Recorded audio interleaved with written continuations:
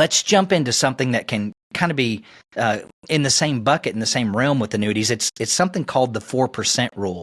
And I know you've done a lot of research about it. You talk a lot about it, but for many, many years, the 4% rule has been considered the rule of thumb for how to take withdrawals in retirement. What are your current thoughts regarding it? Maybe that's being challenged now. And tell us a little bit about the 4% rule and how that works or doesn't work. Yeah, so over 30 years ago, a financial advisor named Bill Bengen did some research looking at how much you could safely withdraw from a portfolio initially, where the amount was then increased for 30 years by inflation. So you take out a certain percentage and you increase it by inflation for 30 years. And he determined that was about 4%.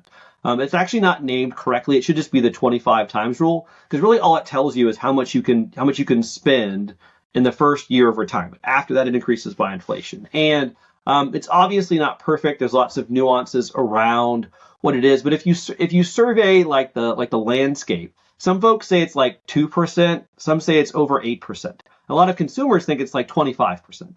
And so, right. I don't think that 4% is the right starting place, probably closer to 5%. And there's a host of reasons why.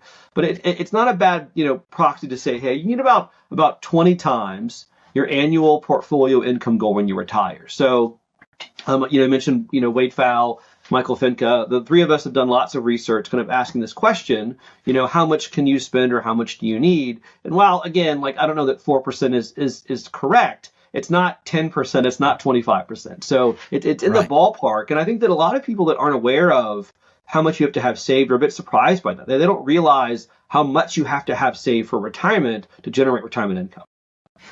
Excellent. And that's really good for people to hear, because it is all over the board. You hear someone say 4%. I've heard 2.5%. I've heard 8% recently.